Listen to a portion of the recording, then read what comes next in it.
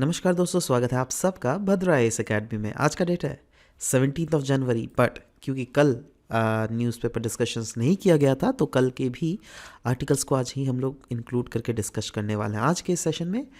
तो चलिए, prelims focused current affairs के न्यूज़ डिस्कशन में मैं शुभदीप आप सभी का स्वागत करता हूं। आगे बढ़ने से पहले एज यूजुअल पीडीएफ का जो लिंक नीचे डिस्क्रिप्शन सेशन में लगा दिया जाएगा, आप उसको जाकर इसको डायरेक्टली डाउनलोड भी कर सकते हैं। चलिए, सबसे पहले यहाँ पे न्यूज़ देख लेते हैं, that is village defence committee के रिलेटेड। देखो, विलेज डिफेंस कमेटी क्यों रिसेंटली न्यूज़ में था, क्योंकि जम्मू के आजू बाजू रीजन में ऑफकोर्स टेरर एक्टिविटीज़ इंक्रीज़ होते हुए दिख रही है, राइट। इसीलिए सीआरपीएफ ने रिवाइव कर रही है ये विलेज डिफेंस कमेटी, जिसको अर्ली 2000s में डिसबैंड कर दिया गया था ना। सवाल होता है दैट ये विलेज डिफेंस कमेटी है क्या। देखो, पहली बात तो विलेज डिफेंस कमेटी के बारे में देख लेते हैं। ये पहले फॉर्म हुआ था मिड 1990s में। ये एक फोर्स मल्टीप्लायर था अगेंस्ट द मिलिटेंट अटैक्स, क्योंकि तब बहुत ज़्यादा मिलिटेंट अटैक्स होते थे ना, तो उससे बचने के लिए ये फोर्स बनाई गई थी और इनको रीनेम कर दिया गया अभी as a village defence guard, VDG, right. तो सवाल होता है, हर एक वीडीजी जो होता है ना, उनको प्रोवाइड किया जाता है एक गन और 100 राउंड्स ऑफ एम्यूनिशंस, राइट। और वैसे पर्सनल जो क्या वीडीजी दैट इज ये विलेज डिफेंस गार्ड को लीड करते हैं ना, उनको कुछ सैलरी भी प्रोवाइड की जाती है, दैट इज अराउंड 4,500 रुपये पर मंथ। और जो लीडर को इतना सैलरी मिलता है, बट जो लोग और भी लोग रहते हैं ना, उनको 4,000 रुपीज़ ईच दिए जाते हैं। अगर इस वीडीसीज के ओरिजिन के बारे में डिस्कस करें तो ये आइडिया लिया गया था 1965-1971 के इंडो पाक वॉर के दौरान, जब गवर्नमेंट ने तब के एक्स सर्विसमैन और जो एबल्ड बॉडीड यूथ है ना विलेजेस में अलोंग द बॉर्डर रीजन्स, उनको गार्ड, मतलब उनको यह ड्यूटी दी थी दैट देखो भाई, पाकिस्तानी स्पाइस बहुत ज़्यादा घुस रहे हैं, इन्फिल्ट्रेट कर रहे हैं, तो आप कोशिश करो दैट अगर कोई पाकिस्तानी स्पाई मिले तो उनके ऊपर आप जिससे कार्रवाई कर सको, राइट। 1995 में फिर से same has been used when the violence escalated in Kashmir, right. So इनका जो हिस्ट्री है ना वीडीसीज का यूज़ करने का, ये पास्ट है, काफ़ी ज़्यादा पुराना है। नेक्स्ट, इंडियन एक्सप्रेस का ये न्यूज़ है रिगार्डिंग नोवेल स्प्रे। कहा जा रहा है दैट ये नोवेल स्प्रे जो है इतना पावरफुल है दैट वो प्रिवेंट कर सकता है कोविड-19 इन्फेक्शंस को डेवलप होने से। तो रिसर्चर्स ने क्रिएट किया है नया molecule that can be spread into the nose to block the SARS-CoV-2 virus from entering the lungs and causing infections.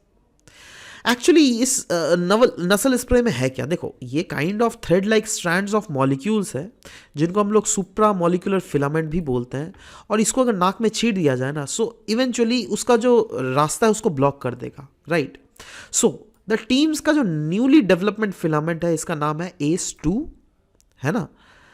And कहा जा रहा है that it will serve as a binding site for the virus. मतलब ये अगर नाक में दे दिया जाएगा, बाई द चांस अगर वायरस घुस भी रहा है ना, तो कोविड-19 का जो स्पाइक प्रोटीन है वो इसके साथ अटैच हो जाएगा, है ना। और इससे क्या है दैट वो आपका लंग्स तक नहीं घुस पाएगा। लंग्स में अगर नहीं घुस पाएगा तो ऑफकोर्स यार, मतलब आपका तो सेहत तो सेफ रहेगा ना, समझ रहे हो बात। Next, salty census 2023। पॉपुलेशन जो है salt water crocodile in the bodies of Bhitarkanika national park, वो कहा जा रहा है उड़ीसा के केंद्रपाड़ा डिस्ट्रिक्ट में मार्जिनली इंक्रीज किया इन द ईयर 2023। और कैसे ये डेटा पता चला, ये पता चला हमको by doing the salty census 2023।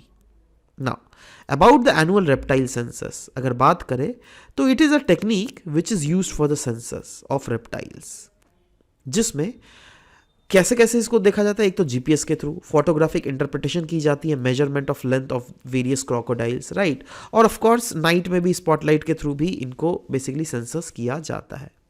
अब अगर बात करें दोस्तों ये आई मीन क्रोकोडाइल्स की, तो बेसिकली 3 टाइप ऑफ क्रोकोडाइल्स मिलते हैं हमारे देश में। मगर, एक होता है सॉल्ट वाटर क्रोकोडाइल और एक होता है घड़ियाल, राइट। तो एक एक करके डिस्कस करते हैं। सबसे पहले मगर के बारे में डिस्कस करते हैं। ये एक एग लेइंग और होल नेस्टिंग स्पीशीज़ है और ये बहुत डेंजरस भी है। लोग अगर सामने आ जाएगा ना, आपको भी खा सकता है ये, है ना। सो या वैसे अगर भूटान और म्यांमार में देख लीजिए, ये बिल्कुल ही एक्सटिंक्ट हो चुका है, बट ये ज़्यादातर रेस्ट्रिक्ट जो है वो इंडियन सब कॉन्टिनेंट में ही है and it may be found in number of fresh water habitat types. साथ ही साथ coastal waters and lagoons and stories में भी हमें यह मगर या फिर जिसको हम लोग मार्श क्रोकोडाइल कहते हैं ना, वो हमें देखने को मिलता है। अगर इनके प्रोटेक्शन स्टेटस के बारे में बात की जाए तो IUCN रेड डाटा लिस्ट में वल्नरेबल कैटेगरी में है ये। साइट्स के अपेंडिक्स 1 और वाइल्ड लाइफ प्रोटेक्शन एक्ट के शेड्यूल 1 में ये इंक्लूडेड है। वैसे ही सॉल्ट वाटर क्रोकोडाइल या फिर एस्टुरीन क्रोकोडाइल के बारे में अगर बात करें तो they are considered as the earth's largest living crocodile species, infamously globally as known as monitor. Habitat अगर बात करें, उड़ीसा के Bhitarkanika national park, Sundarban, West Bengal का और अंडमान निकोबार आइलैंड्स में भी ये सॉल्ट वाटर क्रोकोडाइल दिखता है। They are also found in along South East Asia and northern Australia. Protection status की अगर बात करें, IUCN लिस्ट डेटा लिस्ट में लीस्ट कंसर्न स्पीशीज है, साइट्स के अपेंडिक्स 1 और वाइल्ड लाइफ प्रोटेक्शन एक्ट के शेड्यूल 1 में लाई करता है। वैसे ही घड़ियाल की अगर बात करें तो ये एक टाइप ऑफ एशियन क्रोकोडाइल है जिसको डिस्टिंग्विश किया जाता है इसके लॉन्ग और थिन स्नाउट के लिए। स्नाउट क्या होता है? ये वाला लंबा सा एकदम होता है, राइट। सो पॉपुलेशन अगर घड़ियाल की देख लीजिएगा, ये काफ़ी अच्छा indicator of the clean river water and it is also known to be a relatively harmless and fish eating species.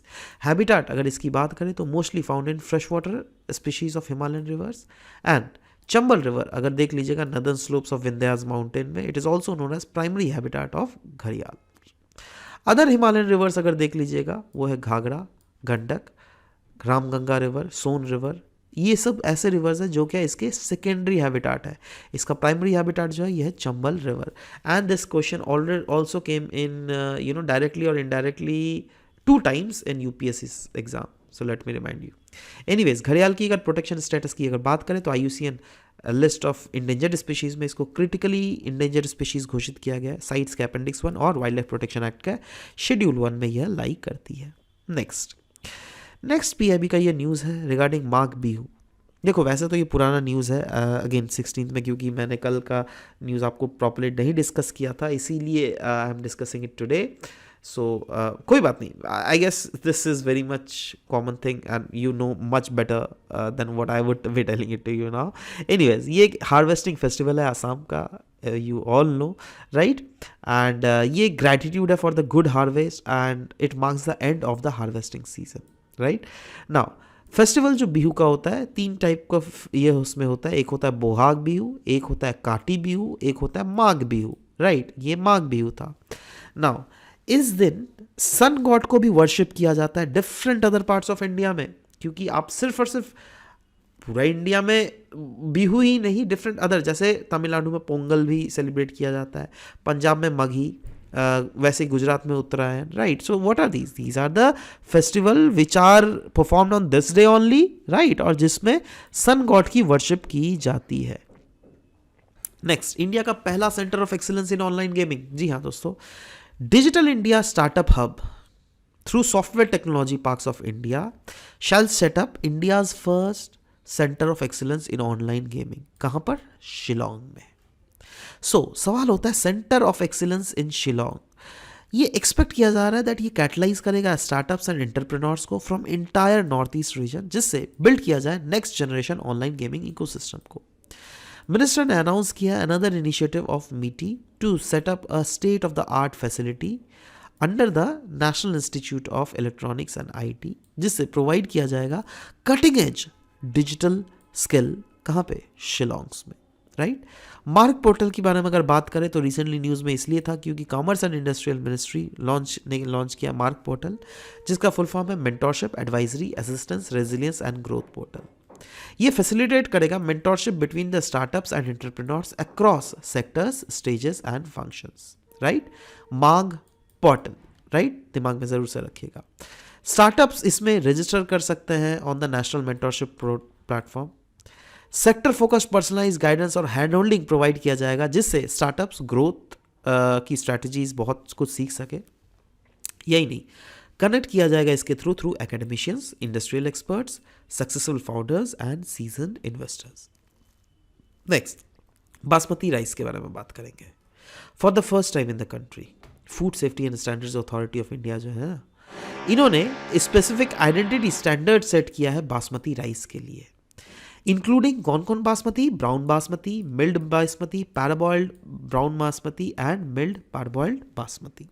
So food and safety standards, food product standards and food additives, first amendment regulations 2023 का main aim है at establishing fair practices in the trade of basmati rice और protect करना consumer interest को both domestically as well as globally. ये जो standards हैं इसको enforce किया जाएगा from August 1. Previously, there was an issue with the export standard of basmati rice from India, क्योंकि बहुत सारे EU कंट्रीज जो है ना, यूरोपियन यूनियन कंट्रीज, वही लोग ये सारे इश्यूज रेस कर रहे थे दैट देखो भाई बासमती जो स्टैंडर्ड इंडिया से आ रही है वो स्टैंडर्ड राइस नहीं है. तो इसीलिए finally for the first time ये food safety and standard authority of India जो है एक आइडेंटिटी स्टैंडर्ड सेट कर रही है बासमती राइस के लिए. इससे क्या होगा दैट इनिशियल फेज में ही, दैट इज जब बासमती राइस को यहाँ से एक्सपोर्ट किया जाएगा ना, उसी फेज में देख लिया जाएगा that okay whether it is a सब स्टैंडर्ड क्वालिटी राइस और the standard quality of rice. क्योंकि देखो क्या होता है ना दैट इस टाइप से अगर चीज़ें हमारे देश मतलब चीज़ें अगर इंपोर्ट एक्सपोर्ट कर दी जाती है उसके बाद अगर नाम खराब होता है तो आई मीन वो कहीं ना कहीं नेगेटिव पॉइंट रहता है, right. So that's why you know this kind of things are happening, right. So just remember this. Next, हेमोहॉल्ट बैंडेड. ये एक नया बैंडेड को डेवलप किया गया है जहां पर चीटोसन है. चीटोसन क्या एक नेचुरल पॉलीमर है जो कि हॉल्ट करता है ब्लीडिंग को, और चीटोसन के साथ साथ एन एगोनिस्ट भी है. ये एक ऐसा सब्सटेंस है जो कि इंप्रूव करता है क्लॉटिंग को, ठीक है. सो सवाल होता है दैट ये बैंडेड की जो बात कर रहे हैं हम लोग, हेमोहॉल्ट बैंडेड, ये बैंडेड कुछ ऐसा होता है जहां पर आई मीन जो आपको देखो जैसे बैंडेड जैसा है ना, जैसे मैंने बोला चीटोसन और गिलेटिन, राइट, इसको मिला दिया गया. अब ये कंपोजिट बैंडेड अगर आप डालते हो तो अनडाउटेडली बोला जा रहा है ब्लड तो लॉस रोकेगा ही, साथ ही साथ वोंड जो है जल्दी फिल अप भी हो जाता है.